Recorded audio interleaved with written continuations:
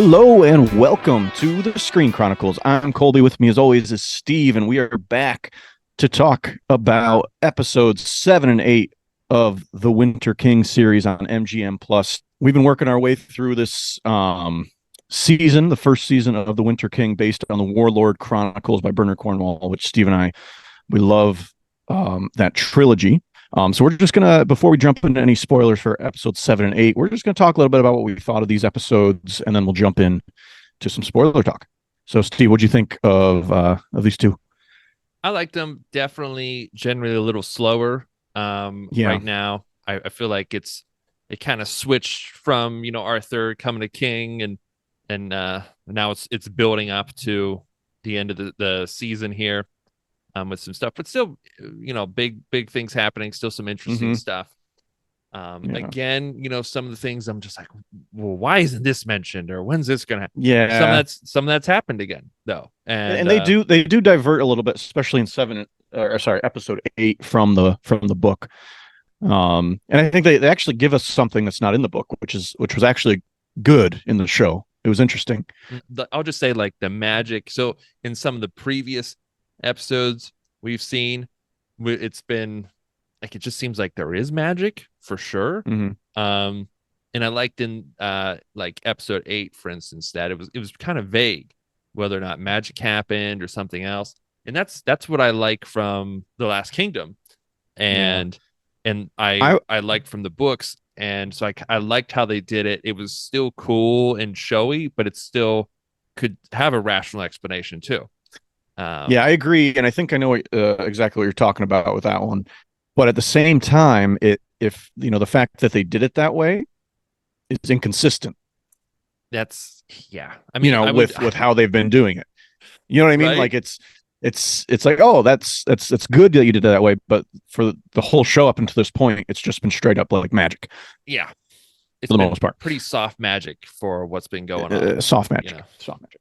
No, anyway, but I do enjoy this season, the show so far. I've enjoyed it up to this point. It's not perfect. It's not perfect, but I do like the acting. I like our actors. At this point, I've seen the whole show, but I remember I was really interested to see where it was going to go from here, and how they were going to do some of the major plot points from the book that start to stem here, being revolved around Guinevere, since we met her last episode. So, yeah, I've I think only overall seen up to these right now. I haven't seen 9 and 10. I was going to wait until you haven't talk about them. Yes, I haven't seen those yet. Well, there you have it then. But we won't. We definitely won't spoil. I need to not spoil anything for you. Yes. And also too with the actors. Yeah, the actor. I was thinking that too. Is like, all the actors are really good in this, and this is like a show I haven't heard anyone talk about. Not to hate on the show. Like, I'm not trying to hate on the show. Like, Last Kingdom was the same way. When we got into it, it felt like no one ever talked about it. And so hopefully this and any media better. I see for it online too has very little responsiveness, very little interaction. So yeah, it's a shame that it's not getting more. I don't know if it was particularly marketed well. It's on a sort of an obscure app to watch. Yeah, maybe it still has a chance to gain traction. We certainly would like it to, because I think it's good enough to gain traction, and I want a second season. Okay, that's good. I do. I want a second season. I like these actors, and knowing what happens in the books, I mean, yeah, it'd be pretty epic. Although I think one thing that I see them struggle with in this is the budget. I think they're limited in this season to the budget, and I think it showed a little bit in, I think, episode 8 maybe. Where they just didn't have a ton of extras in a certain scene. They didn't have, it wasn't as epic as in the book. And as I think of the future books, there are some pretty darn epic scenes that happen. That with the budget being what it is, I'm not quite sure how they'd pull off something of that magnitude. So yeah, that's what I have to say about that. Bless you. Thank you. Otherwise, we should get into some spoiler talk here. And let's dive into episode 7. Spoiler talk. Spoiler alert. We're going to talk recapping episodes 7 and 8. Recap some plot points, explain who Gunglio, Gorfefid, Kagalagadaga, who those people are, why they're doing what they're doing, and we're gonna give you our best moments, best bro moments. We'll even reference episodes before this too. So I mean, if for some reason you're only watching episode 7 and 8 of this show, like what are you doing? But we won't go past it. We won't talk 9 and 10 at all today. One, I haven't seen it, so I just can't even do it. So you can't. I can't participate in that. If you started it, like I would be like, we would just have to do like what we did with Harry Gilby. I just have to mute me and I just smile and let's get in episode 7. Let's get into it. Of the Winter King. Yeah, so if you remember, we are at Powys because Gorfethid and Arthur made the agreement to try to unite the kingdoms, which is in everyone's best interest against the Saxons who are invading their lands. That Arthur would marry his daughter, Cainwen, who was a very beautiful princess. And unfortunately, in the episode previous to this, Arthur met another beautiful woman by the moon and by the lake named Guinevere, and he was absolutely put into a trance, absolutely whipped just immediately. But I think he sort of thinks after that, I think at the end of the episode, she walked in and he discovered who she was, right? At the end of the last episode, and he's like, oh crap, this is going to be a problem. Yep. Because that's her right-hand lady.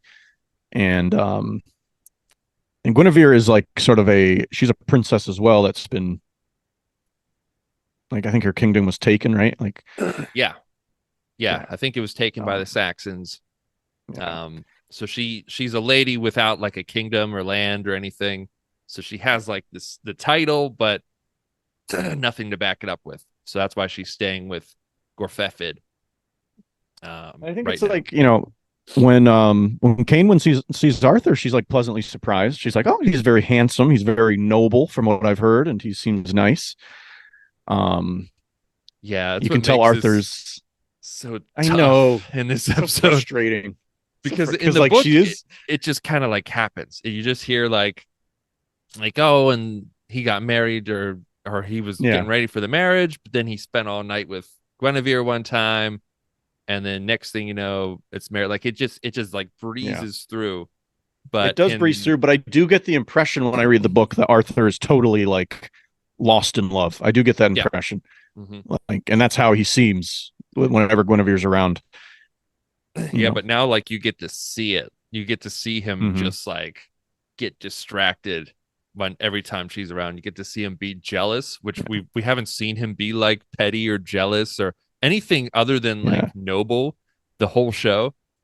And just like some moments like, and like you said, Cainwen seems really nice. And she seems like she likes them. And she's like, all right, like as arranged marriages go, like this is probably the best I will ever get. As good as it gets, I think. Yeah. And like, so she's just heartbreaking. And there's so many just like cringy moments that make you just feel bad. And I know. And Arthur, like, and I was saying while I was watching it, whenever Guinevere was around and Cain was around, like Arthur's not secretive at all about the way he feels about Guinevere. He just like doesn't see, he's like tunnel vision every time she's around the whole world. He doesn't see Cainwen anymore, Gorfethid or anything. He sees Guinevere. That's it. And I was saying to Ani when we were watching, I was like, it seems like this is too obvious. Like he's not it's just, how would she not notice? Well, and it turns out that they all do notice. Everyone does notice. I mean, everyone notices. Cainwen notices like the way he looks at her. You know what I mean? And like even when he first met her at the end of last episode, like I was like, does anyone not just see him just like staring her facing cleavage down the entire time? And like act like everything's okay. Yeah. But now I'm okay with it because they did have the scene later where Gorfethid even like says to Arthur, he's like, hey, I get it, man. Guinevere has that power over guys. Like, like I look at her like that too. Like she's beautiful, but you're gonna marry my daughter. So, Yeah, he didn't even seem upset. He was like, all right, well, he didn't seem upset. As long as you stick with that, look at her. Well, we get it. You can look at her. I don't care. I get it. And even Cainwen, it seemed like she was kind of used to guys sort of staring at Guinevere. Yeah. because they're always together and she's beautiful. And so like it seemed like she was used to it, and she was sort of like, at first she was kind of like, oh, I get it, and then later she got a little bit more concerned. But and then Guinevere, I think, reassured her like, no, no, I'm not gonna steal him away from you. She did. she I definitely won't. I definitely won't. Oh, my fingers were crossed. Sorry. Oopsies. I definitely won't not steal him. But anyway, by the way, Gorfethid at this whole like feast that they had, and he's so nice. He's like, we've seen him in the beginning. He came in and tried to intimidate Arthur and put him in his place, and Arthur did the opposite. Yeah. And then he shows up. He's like friendly and fun. Actually, he's like, oh, he's a cool guy. Actually, Mm-hmm. Let's maybe not betray him. He even lets Bishop Bedwin read the St. Patrick letters. He's seeming really cool in this, and that's the other thing that just feels so cringy is just like, especially if you read the books, like I mean, if you're just looking at the episode, it's not gonna work out, and you're just like, oh, like this is just like this one thing. If this one thing didn't happen, like it would be. I even think to Ani, great. who didn't read the book, it was obvious that he was gonna, go with Guinevere, but maybe a little bit more frustrating for her because she didn't read the book. Mm. But I mean, just the way he looks at her is just, it tells you enough, I think. But I like how Arthur does recognize this problem, and for a short time he tries his best to get away from her because he knows what's best for his kingdom. He knows this will screw everything up, and even like he was supposed to meet Guinevere to help with the horses or something, but he sent Derval. He's like, you go because it's bad news if I go, right? Yeah, I can't go there because I can't resist her. And she's disappointed it's Derval and stuff, but we also get a little bit of Cainwyn and Derval interacting, sort of when Arthur is focusing more on Guinevere. We get a little, nothing crazy, but like they comment to each other. I wouldn't say there's any strong connection built between them to this point, but they, yeah, they're showing that they know each other. They're showing that they know each other. They're aware of each other. And then, like, Derval's being a good guy. Yeah, there's this like, I don't know, like they're just having celebrations before the wedding and everything here. They're waiting for like a certain moon, I think, is what they're doing. Yeah, they're waiting for the full moon. So there's like 3 days where there's. I think that's from the book too. Yeah. And so they're just feasting, hanging out, and then one, again, Arthur is just like, oh, maybe I can get away from Guinevere, when we go to Dumnonia. Then I'll be away from her. Don't have to worry about it. And then Grafet's like, oh, she's coming with us.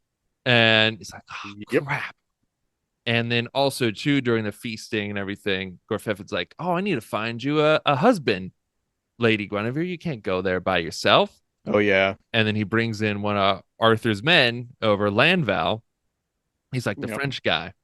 And they start talking. And the whole time, Arthur, like, this is what I was talking about. We haven't seen Arthur like this at all. No, he's been perfect to this point. Even he's been pretty much perfect. How to fight his friend. You could tell he hated it, but he's like, this is the best thing for the country. This is wrong.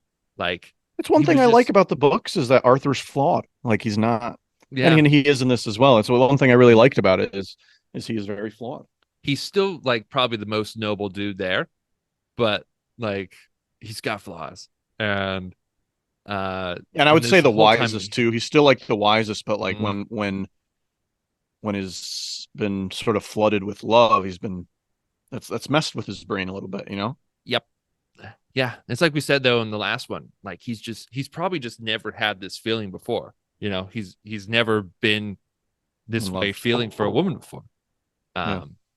And so anyway, he sees Landval then talking with Guinevere, and he's like hanging with Cainwyn, and he's just like completely ignoring her. He just looks like miserable, just like looking down there the whole time. And again, I'm just like, how does she not notice? But she does. Like, you can tell she's annoyed. She does. Yeah. And then Arthur goes over there and like breaks it up, and eventually then he goes to her, and they go smoochy smoochy in the stables. And then they talk some, and Kynwan's like, hey, like, you can't do this. Like, Gorfefid will retaliate really bad. He's a vengeful guy. Like, you want peace and everything. You can't do this. And he's like, all right, that makes sense. And he's like, well, can I just get a lock of your hair? Which isn't creepy. It's romantic. Right. Well, he got that from their tradition, I think. Because didn't but I'm just saying, isn't that kind of like can you just imagine asking someone now today? Gorfethid, I think, had a lock of his former wife's hair. Oh, he did. I didn't. The wife who passed away. I think that's where he got the tradition from. He's like, oh, all right, I'm gonna do that. Oh, geez, Arthur. So he's just not good. Not good for anyone. It was just so cringy, though. Just the like the party and just the way he's just staring down. And it's like his like bro. Like any other time we've seen them interact, that's like his bro. It's it's like what like Finnan or Citric for him. If he was Uhtred. And he didn't go bros before hoes. He went. No, he was like ho ho ho.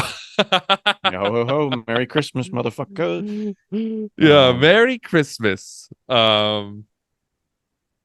But anyway, Christmas is coming up. Yes, Steve, it's December 17th. Wow, holy shit. Yeah, it is. Oh wow. I didn't even notice that. Christmas coming up. Yeah, dude. Wow. Go get your gifts, man. I got most of them. I still need some from I have no idea what to get my dad. No, I have no idea. I know. I had a hard time with my dad. Comment on this video if you know what I should get my dad. Yes. Anyway, though. So then there's obviously that's not going to work out very well. And then we also then see some moments between King Gorfefid and Gunglius, who, they've been sort of acting like a team. And now that this union is happening, like we said, Gorfefid seems pretty cool in the beginning here. And it seems like now he's like, all right, like, I need to cut ties with all my degenerates. And Gunglius is obviously a degenerate. And, he tells him, he's basically trying to cut ties with them. And Gunglius is all upset about all this stuff going on. And he's not being valued. But then he brings up like, yes, I did order you to raid Avalon. So we find out that it was him that made it. Was him, not just Gunglius on his own. Yeah. But then he went too far. So apparently he only wanted, I think he still wanted the baby killed though, right?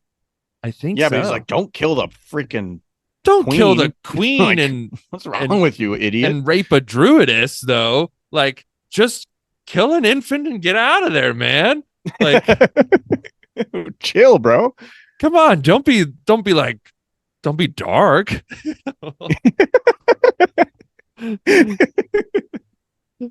Yeah. Don't make this something bad. So he's worst of all, Gunglius killed the wrong baby. So it didn't even work out anyway. So he's like, why would you not just kill both babies to be safe? Yeah, you could have just killed all the babies there, but like killing a queen and raping someone, that is too far. I love that there was no check. There was no check at the time. Just hand him a baby. Like, done. There was no check to confirm this was the right.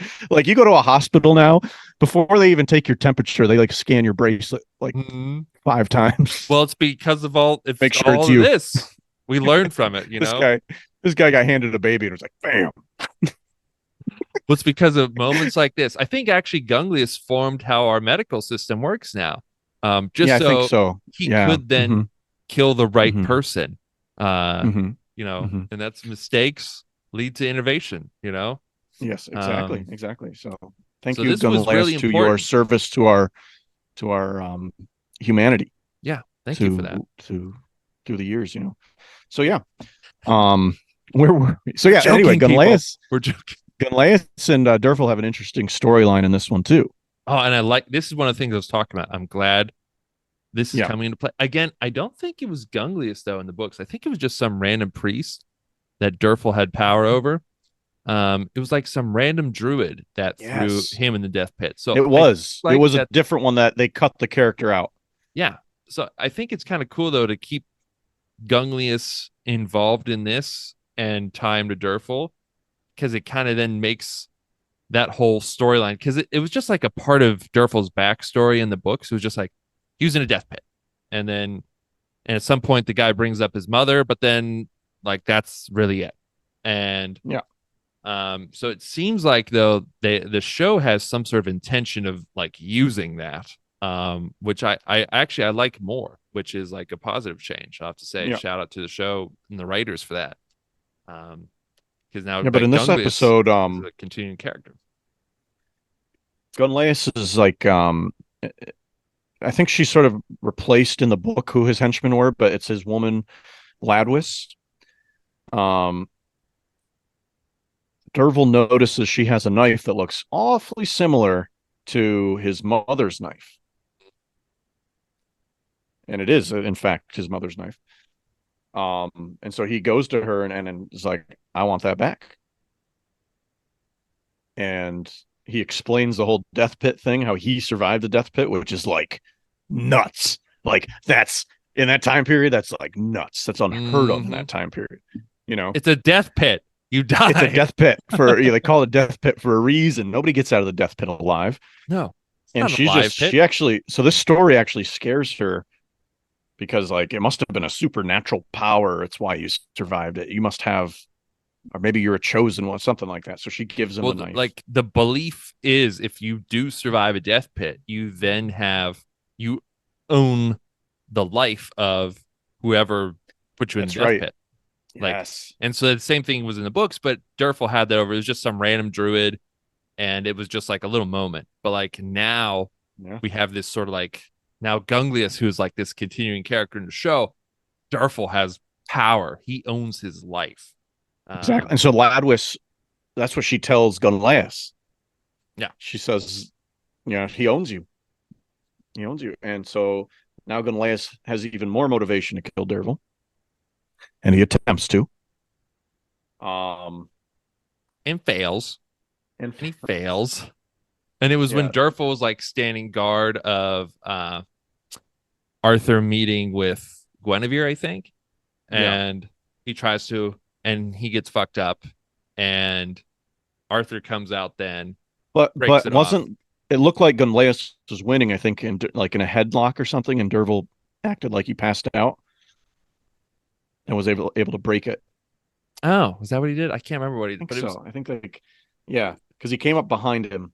Yeah, I remember he did something tricky with it. Yeah, he tricked. Yeah. But again, still beat him. So now he like, he's like 0-2 now with Durful. And that's what Arthur points out too. Like you're 0-2 right now with my boy. Like you need to get out of here. Absolutely. So anyway, Arthur and Guinevere eventually decide that they're gonna leave. Yeah, so they're gonna run away.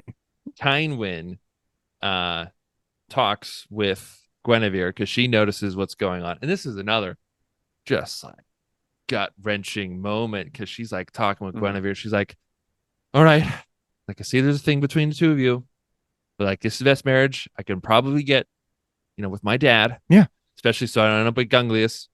Like, so like, I'll be his wife and you can be his mistress." And and it just like breaks Guinevere's heart. You can see, even though she still wants Arthur, and that's when she's like, "Oh yeah, I definitely won't do it." But she's thinking logically, like we'll all have a better way of living this way. Yeah. And she's like, "No, I couldn't do that." And she's like, "Well, if Gorfefid finds out, like you guys need to run away."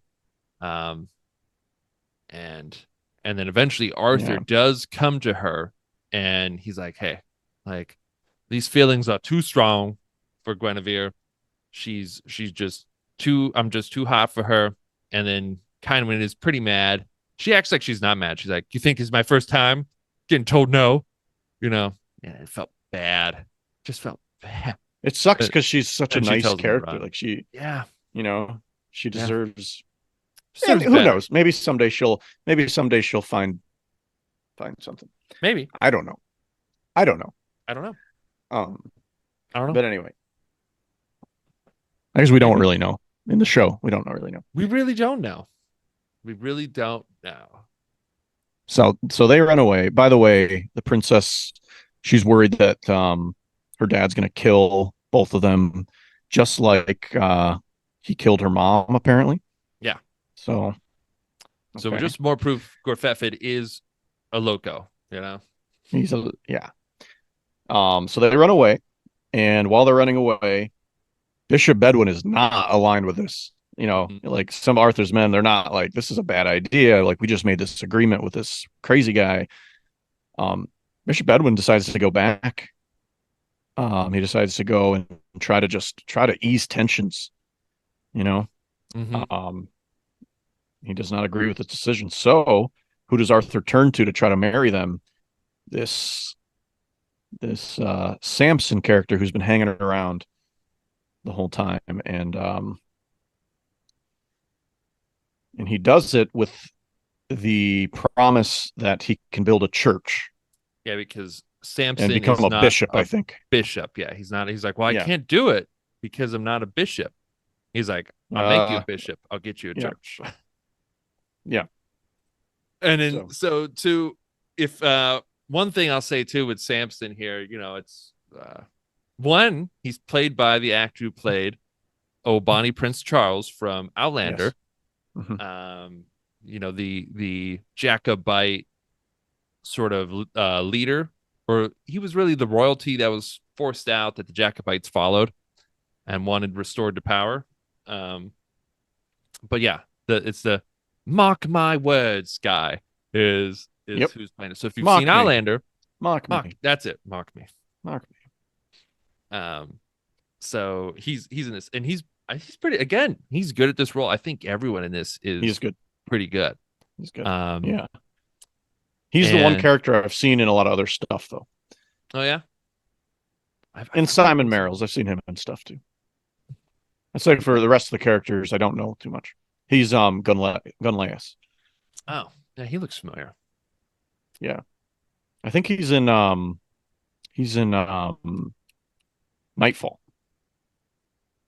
Oh, that's right. Yeah, he is. Yeah, that's right. So anyway, they wake up at Powys and find out that Arthur has run away with Guinevere. So the whole party was for nothing. All the money that they put into that feast, I mean, just wasted now. Which is what they're really upset about. And Gunlaeus, I think, wants to go out. Tab. Gunlaeus wants to go out and track him down, but King Gorfethid says, "No, stay behind. We got more work to do," which makes me think, Gorfethid has a plan now. He's crazy, but he's also smart, and not good.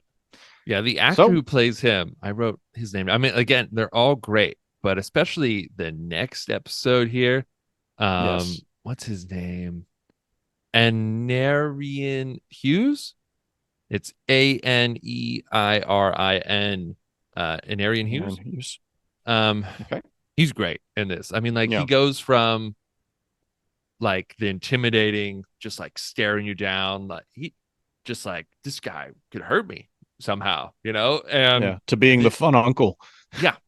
And it all matches though. He's not overacting or anything like that.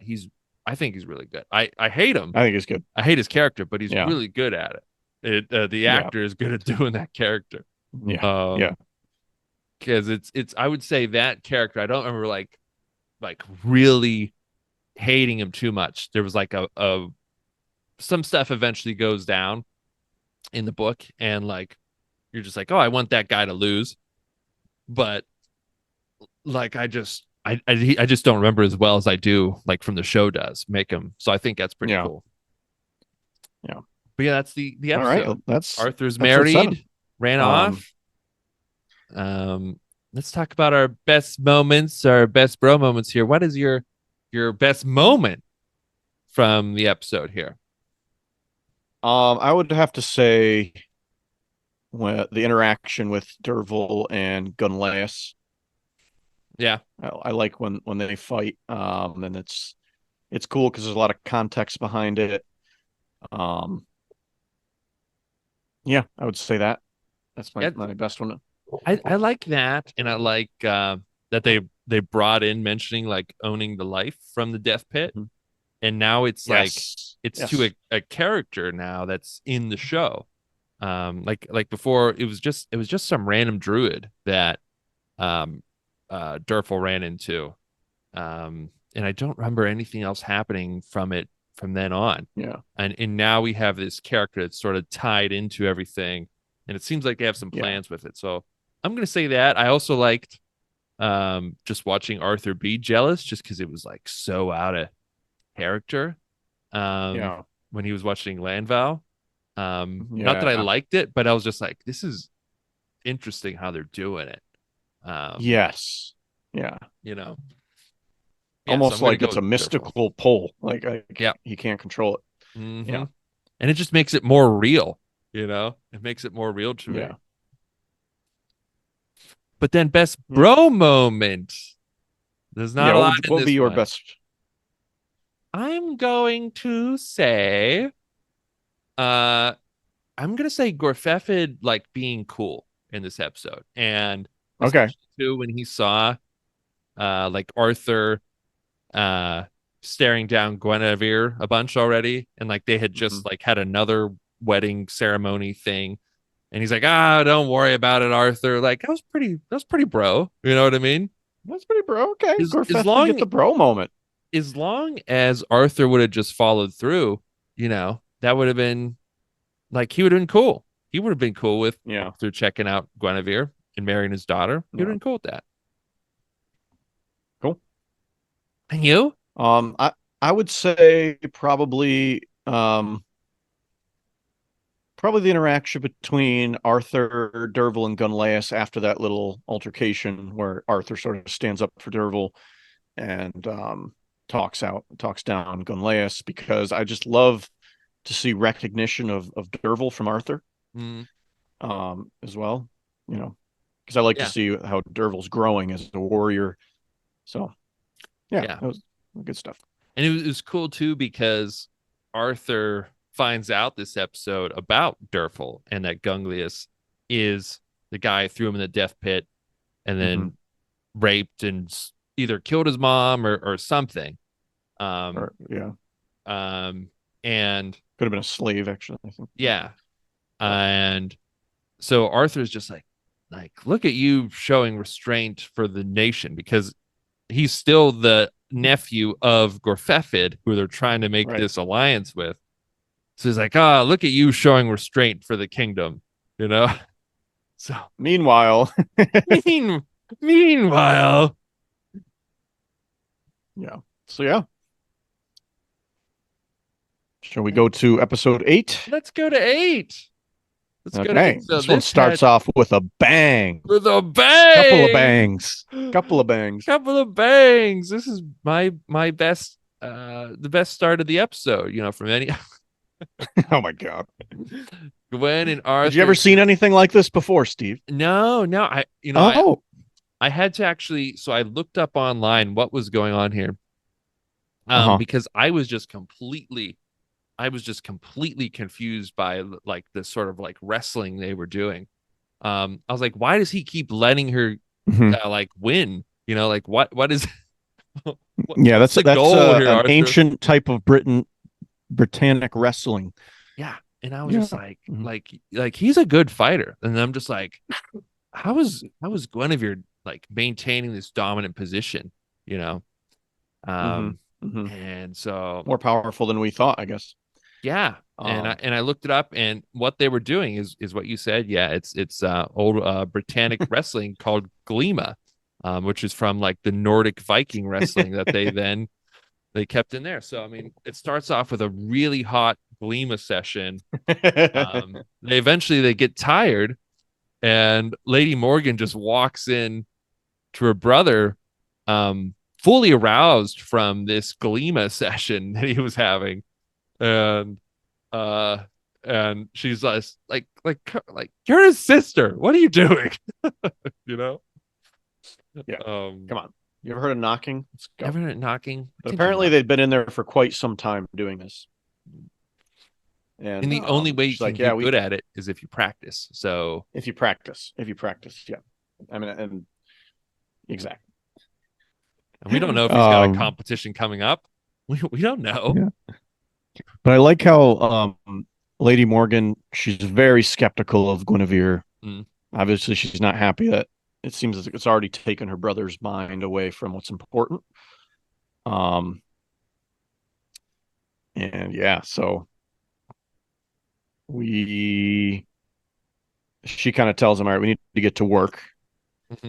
Now, I would say one thing in this episode that's a little different. I feel like the book sort of skips, like, years go by after Arthur and Guinevere together, where it doesn't really feel like that happens in the show. It feels like things just happen in like a week or a couple weeks time. Yeah. Whereas the show, like, there's been like years go by where Arthur sort of lets the kingdom get into disarray and the alliances kind of fall because he's so focused on his love for Guinevere. And yeah, not so much in this. This is just like it just seems like a couple weeks or something. But yeah, I don't know. Maybe like the showrunners, thought people wouldn't understand time jumps and stuff. I remember like when we were first watching Last Kingdom, they were good at showing there was time jumps. Remember like Uhtred and what was her name? 1 second. Hello? That was okay. There's a breakfast sandwich from McDonald's, a bagel for you in the fridge. All right, love you. Sorry. Johnny. So but like in Last Kingdom, when Uhtred and I think Mildred was his first wife, yes, they get together, they kiss, and then they just cut to her getting out of the water with a pregnant belly. So obviously then at least 9 months have gone by. Right. They were really good at showing that, yeah. Or kisses are more powerful than I thought. Yeah. But yeah, so I thought like Last Kingdom, or like they'll do haircuts and yeah, or maybe they'll do haircuts or changing of the seasons or stuff. Yeah, this time it just does. They just don't think they really make an attempt at making time go by that fast, and I guess they just didn't intend to do that. But yeah, so anyway, they have a plan. They're going to replace Cadwis, who, if you remember, he was the one that tried to hide his wealth from Owain when he went around collecting taxes. He's going to replace Owain as King Mordred's protector. Well, he wants to. So he's asking that from Arthur. And Arthur doesn't agree. You sketchy. Yeah, we don't need that. Yeah, he's like, but you'll still serve me because like you have to.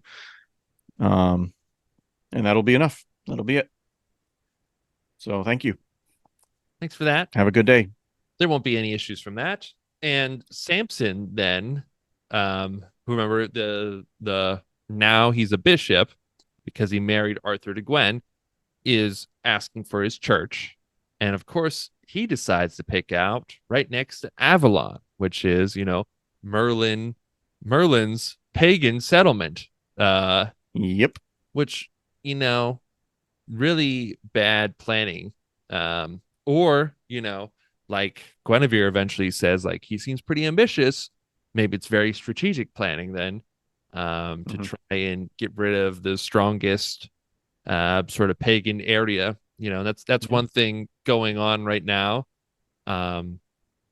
Is the British people believe in their old gods, but meanwhile Christianity too is sweeping across the continent of Britain. Yep. Is it continent? Europe is getting Christianity come across it. So that's going on too. So it's like another war of ideology sort of between Christianity and the pagan beliefs. At least that's how like Merlin and Nimue look at it. Right. So yeah, so Lady Morgan definitely opposes this, but Arthur does give the permission to Samson to build this church near Avalon. And Oh, too, in this, Arthur's like, well, I told him he could, and if I don't let him, like, my word means nothing then. And then Morgan just kind of laughs because, he had like just promised to marry Kynwyn like last week and then didn't. yeah. Yeah, so too late for that, Arthur. Which was like a bigger deal for the kingdom than this church. Yeah. So anyway, later Arthur and Gwen are talking, and Arthur sort of has this idea that someday Mordred's gonna be old enough to be king, because Arthur doesn't really desire to be king. He's ruling it right now because someone needs to. And he's like, we can just go be farmers, have a nice family. Guinevere is wondering if she'll ever be able to go back to her own home. But that's kind of where Arthur thinks his life is going to go someday. Yeah. And that's true to the book too. And Guinevere even like seems like she's kind of on board with it. Maybe she's not, but at least she like in the books, like Guinevere was like very superficial. Like she always wanted pretty people around. She wanted Arthur to be king, and she would make Arthur's men refer to him as Prince Arthur. Even though he didn't like superficial in this. No, that's a big difference. She seems very complex, and she seems thoughtful. Like she seemed like she tried to do the right thing, and but I think it's definitely a difference. Not exactly how I pictured her in the book. Yeah. And I'd still say the one in the book was complex. It was just that it was more negative traits. Or I think a lot of people would say were negative traits. I would say that. Yeah. Like she's generally likable. Yeah. To I think the general audience in this. And I think she was likable to people in the book because she was pretty, and she would. Yeah. She was good at talking and stuff, but she wanted power. Like she wanted power. She doesn't want to be a farmer. No. I don't know. That's one difference too, right? I don't know where, like, because there's things that eventually happen, without getting specific for a spoiler, that sort of puts a rock in the relationship. And I think it's really the fact that he just wants a simple life. She wants him to be the guy he is and like actually lean into it. So there's a sort of a rock that pops up down the road. But right now it seems like I don't know what that would be, because it seems like they're both like they value the same thing, kind of, Right. Other than she wants her homeland back. Yeah. Exactly. Anyway, Arthur, so something happened with Cadwis. Now Arthur has to go confront him. I think he just went rogue or something. He did not like that he doesn't become, at least this is what we think. He didn't like that he doesn't become one of the protectors of Mordred, which is basically like a status bump. So then those Kernau mines that were raided. Oh, that's right. Yeah. He enslaved those people, and then he declared the place he's ruling Iska, as an independent state. So, like the whole thing was being part of Dumnonia, uniting against the Saxons, and here's this guy basically saying they're seceding and enslaving his people. And Arthur needs to preserve the Union. Preserve the Union. Sounds awfully familiar, doesn't it? Yeah. Certainly does. So he leaves. He's like, I'm going to go arrest him, discipline him, put him in his place. And he tells Morgan, Guinevere, and Arthur, stay here until I get back. Stay. Good. And he leaves. So they're just going to stay there and everything's going to be fine, right? Dum. Anyway, before that, what's that? They even acknowledge, like, it's always annoying Arthur's right, is what I think it was Morgan that said that. And I'm just I like, know. why does no one listen to him? I know. Um. Anyway, Arthur goes to confront Cadwis, and Cadwis does not just stand down. He wants to fight, and Arthur fights him like a boss. Mm, Not the best fight in the world. I wouldn't say it was super well choreographed. wasn't bad. Wasn't like Wasn't bad. It curse was level. okay. Yeah. I think this is where like the budget sort of showed. Like Arthur just went with a couple guys, it seemed, instead of like a force where you would think both sides would have brought like an army or at least a battalion of men to Yeah. fight. And it just seemed like it was like a gang meetup or That's what it something. felt like. It was like seven guys Like, meeting up with where's your seven guys. army? Yeah. Well, and even in the Last Kingdom, like the first season, I fe- I f- I think they were really good at hiding that they didn't have a huge budget, and even the Yes. seasons after. But like, Yeah. and like they would even, but it was also true too that you didn't have like a big army. Sometimes you just have like a little like regiment with you, but like it was still enough guys, and it was still guys in Yeah. like uniform and like holding shields. Like they just kind of like walk like down this like path into each other, and it's Yeah. like you said, it just doesn't look like there's probably ways to shoot, like maybe if you do it like on a bigger field, or if you like it just Right. it just it just felt, yeah, like you said, the budget here. But I feel like there's probably a way to hide that, I would think so. and two, Arthur's men in the books are like horsemen, which they started out with here, and now we're not seeing that. And I think that could even have made it seem a little close if they rode up on horses, and then Yeah. you had all of like the stunt men and everyone part of the show be on On that Cadwis's side. Yeah. side to make them look big, and then all the horses are going to make their group look big, you know. Because that's certainly how I picture it in the book. I picture a lot more people, Yeah, you yeah. know, Well, and I but think like Dumnoni is like at least from the way a book feels, it feels like it's like a major power in Britain, like a yeah. huge So force it of guys. sometimes feels like they didn't attempt to hide the budget. They didn't, there's probably some film tricks you could have done or something to make it look a little better. And they didn't really even try to do that because I don't know. But anyway, he kills Cadwis. Arthur Mhm. kills him and goes back to Caer. Meanwhile, Lady Morgan gets this idea that she needs to go. I think she needs to bring gold or something to Yes. apologize to Gorfethid to try to mend this alliance that was such a good idea. And maybe if she went and talked to him, Yeah. he was so nice at the thing. He was so I know, nice. right?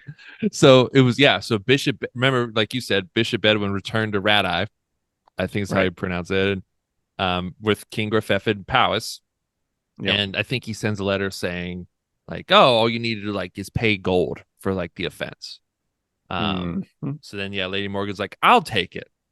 And it's like, why And she you? wants to see Bedwin again too, Yeah, well, yeah, that's right. because they've established a love connection. But yeah, but it is like, okay, you're gonna go really, like, aren't you and too important and risky? Like even Guinevere tells her that like he likes to like make people suffer. Like it's not a good idea. And she's like, oh, I can handle it. Me and Durfel, I'll just bring two Derval with people. me, easy. Two people will go into the Now, fort. We'll be fine.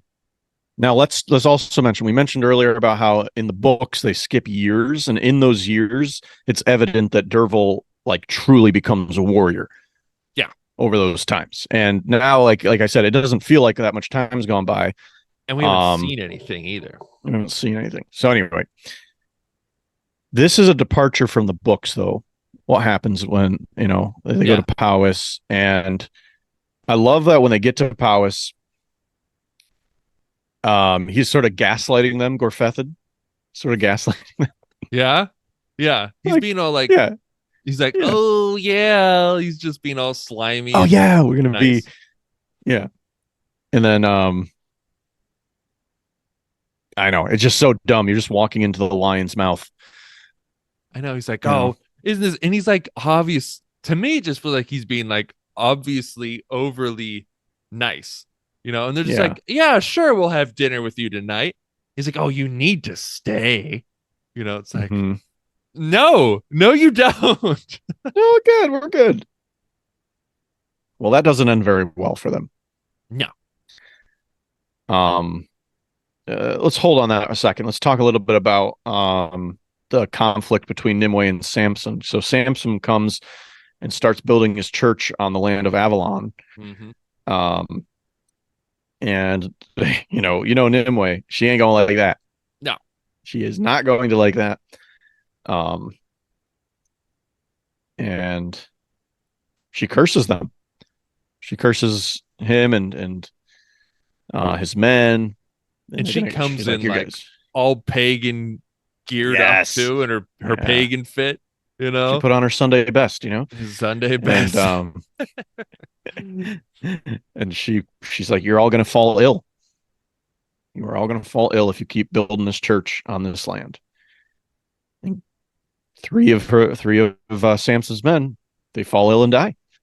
Yeah. You know, And um, it was cool too because as he's teaching their Christianity, her beliefs have no power, so then nothing can happen. But then and after stuff starts to happen, even his like loyal people are just like well, she cursed us, and he's like, yeah, no, she curses. it can't be because of that.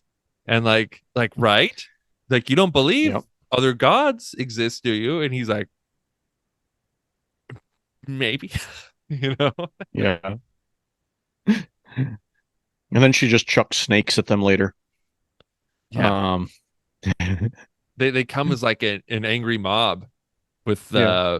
torches and stuff. And I just love she just rolls out with like the skull, not a skull, but like a creepy mask and like Yes. these snakes in her hands.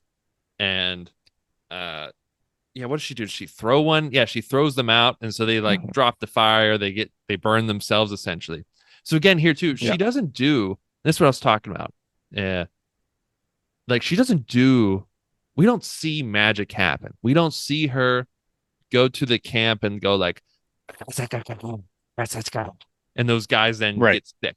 We don't see that. And then when she comes out the snakes, like she doesn't like generate snakes and throw them at them No. or like No, turn she their just went to the snake bucket and they grabbed a probably bunch have a of snake snakes. bucket in their house because they're weirdos, You know? Yeah. and she put on her creepy mask and like no real we don't see any like hard magic happen at all. And I like this, but like you said too, it is kind of Or soft inconsistent, magic. or we don't even see any soft magic happen. But you could still Yeah. say, like, if you were them at the time, it would seem pretty magical for someone to come out holding. I think those are like a venomous snake that she's holding, and that would be Yeah. like kind of like she's the devil or whatever, Yeah. like Yeah. Totally. like how Totally. else is she holding those snakes? Yeah. And And she said that we were going to get sick, and we did, like mm, shortly after she said that. So, it's all yeah. adding up. So anyway, And then too, I um, think even as like a viewer, you could be like, well, is it magic? But we don't see anything. So to me though, like my brain is just like, well, they're just doing like she said you're cursed because she doesn't like them and wants them to be cursed. And then later when they come and get her, she just goes to the snake bucket and comes out and throws snakes at people who are threatening her, you know? right, right, But again, like you said, it just doesn't make sense with we literally have seen both of her and Merlin have visions. yeah, And we've seen Merlin use the force essentially. He's like made people fall asleep, yeah, standing up. So I don't know. I hope the show kind of sticks more to this and then, yeah, kind of leaves that stuff behind. It yeah, might confuse people coming into the show. Like, well, why don't they just use the magic? Like, why don't they just use the yeah. I magic? hope so too. I hope so too. Now, Samson goes and tells on Nimue to Arthur, um, and Arthur promises he's going to speak to Nimue, and by the way, Arthur has like just been doing the opposite of what Nimue wants like the whole season. So I she does not know.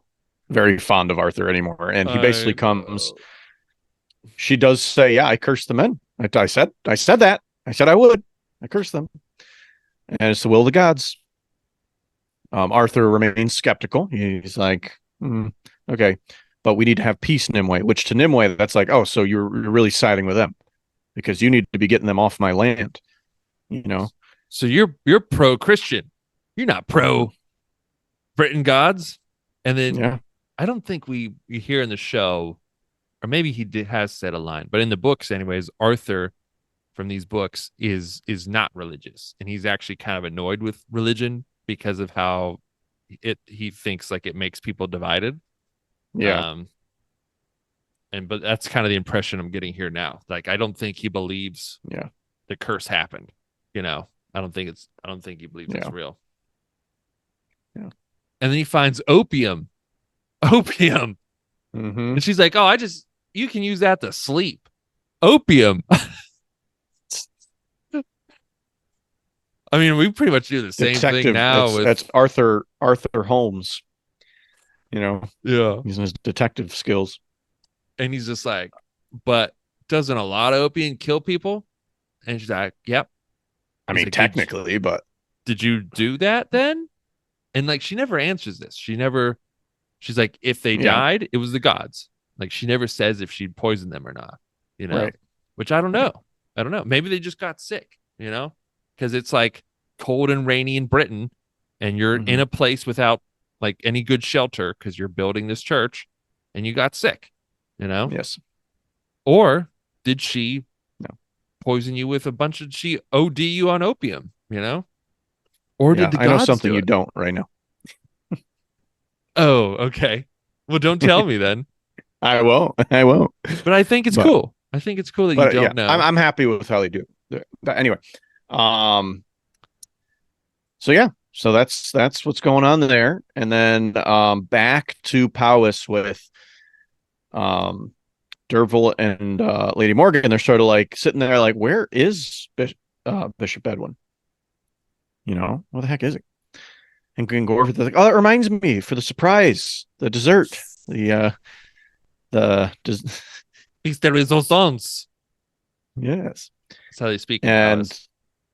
they take them outside of like the walls, and in the field there is a crucifix set up with Bishop Bedwin on it. Now, which was like for me shocking to see. He's like, this is not in the book. Nope. This is not something I expected to see. He's like, whoa, okay, so cool. Like I didn't anticipate getting something like that. Mm-hmm. I'm fine with that. I'm fine with this too. Don't like to see that happen to Bedwin because Bedwin was a really I noble and know. nice character. I I liked him a know. lot, and it's devastating for Lady Morgan, who again is different in this show than she is in the books, but she's really likable in the show. Like I like her a Yeah. lot, and she's devastated. That's the man she loved. Um, yeah, and then I think they stab him with a spear. Yeah. So he's And up there and like she like screams no, like when they stab him with the spear. Like yeah, I get it. She doesn't want him to die, but it like looks like they beat the hell out of him and it's now like yeah, he's like that. nailed to a That's actually I'm kind of cross. surprised they stab him with a spear because that's like a mercy. I know. I was like, please let them stab me. Like, I please know. do. It's like, um, it was kind of hard to watch. I mean, it was brutal. Yeah, it was pretty brutal. It's We've pretty seen a brutal. lot of stuff like that, but that was like I kind of squinted a little bit watching that. Mm-hmm. Yeah, You same. know, I feel like they kind of so stepped it up. We've had like pretty like clean violence. I think the sacrifice was kind of like yeah, when they were doing that for Mordred. oh yeah, But like as far as like so far the violence has been like a sword poke in, poke out kind of yeah, thing. yeah. This took it up a notch. Yeah. And then King Gorfred basically sends Derville back with a message to Arthur that we're gonna have war, It's time for a which is good not good warring. because they're being attacked on like all fronts by the Saxons, and now we're gonna have a civil war from within. So it's not good. It's no bueno. No, no, it's bueno. Um, and that's the episode, I think. Yep. That's how it ends. So pretty shocking ending. Good episode. Good solid episode there. Now, did you have any bro moments from this one? Yes. I'll just say when Durfel and Nimue meet up again. So Durfel, back when he came back from Powess, with Arthur and his group after the marriage, he runs into her, and it does seem like they've been gone for some period of time. He hasn't seen her in a while, and it's just cool that you see that they're still friends and close, because of their connection and everything. So I'm gonna say that was my bro moment. Nice. If I had to pick a different one, I would pick. I just want to give a shout out because we lost him this episode to Bishop Bedouin, who's really been a bro since the first episode. Yeah, I liked his character. Even I would even say like he was a bro to Arthur last episode when he was honest with him. He was just trying to tell him how it was, even though it was not what Arthur wanted. Yeah. And he went back to try to fix this thing that Arthur screwed it up royally. So I'm going to give him the bro moment. And so then him attempting to make amends, even though it was didn't work. He had no hope to. Well, he had no hope. He's never going to make amends with this. Nah. I'm going to give him a shout out. Give him a shout out for the bro moment. And so that's a good one. Yeah. I'm going to, for my best moment from the episode, I'm going to say Nimue coming out with the masks and the snakes. When I like it because it sort of reminds me of in Last Kingdom when Uhtred comes out with the mask, the skull mask, and he makes them believe that this is a demon. Yeah, that was amazing. I think about that. Yeah, I was thinking the same thing. But that's a sweet scene. Spooky. I like that. It was a little spooky for me, anyway. I don't know how you felt, but I was a little spooked out when she came out with the mask on. I was a little spooky. Yeah. I'll pick. I think the end of the episode was great. I didn't want that to happen to Bishop Bedouin, but I was happy to see something that I wasn't anticipating. From the books, it's nice as someone who knows what's going to happen to have something a little different happen. And it was kind of cool to see King Gorfred go back to being that. He went from being Sheev to being the Emperor again. Yes, being Emperor Palpatine. It was cool to see him flip that switch again. Yeah. And it heightens the tension, I think, a little bit more too. Between them. Pretty cool. Oh, so some other things too from the episode. At some point we see people like when Arthur's out there, we see like his group of guys sort of like practice training, and they're using sticks, which is true and historical, because a lot of shows they just show people dueling with their swords, and one like that's how you like just destroy your sword, and two, like if you mess up and hit someone, you've now injured them like severely. So when you're training, you're not really getting better because you're just aiming for the sword, really. Yeah, exactly. Because you're trying not to hurt your friend. Yeah. So I love it when shows do that. I love it when because I'm sure like they're like, well, we know what the real thing is, but we want to be cool. We want people to be cool and see swords flashing around. But they're like, no, let's use the sticks. Or maybe it was the budget, and they were just like, we have to use sticks in this shot, guys. Like, yeah. No, I'm sure. Yep. I'm sure it was for that. But no, I think it was for that, which is good. It's good. Yeah. Yep. And I thought Durfel looked too. cool too. He like looks cooler as the season goes on. Yeah. And like you said, like he is getting more confident, and like when he Arthur makes him stay and guard Guinevere and Morgan, but like Durfel's like, oh, I could lead the men to face off, I guess. Cadwis? That's it, Cadwis, sorry. Yeah. And I was like, that's cool. Like Durfel feels good at leading men, but like we haven't seen that yet. Like haven't seen it yet. But that might go into that thing where that would have happened in the books.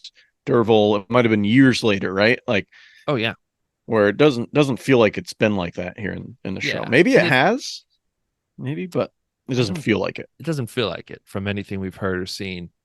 And yeah, because like in the books, not only like we saw that one time Durfo was with and we attacked that mine, but it was really just like the three of them. They were just trying to sneak in and get stuff, and they just had to like fight like a few guys. But in the books, like Durfo was going on missions with Owain all the time, and like they were doing bad shit all the time with Owain. It was just that time they got caught. And it was like with like small armies of guys, not just like three dudes rolling up to steal some rocks. So yeah, it'd be cool to see some of that. But Durfo is looking cool. Let's just get him to do some cool stuff now. Yeah. Overall, I'd say solid episodes, a little slow at times, but pretty good overall.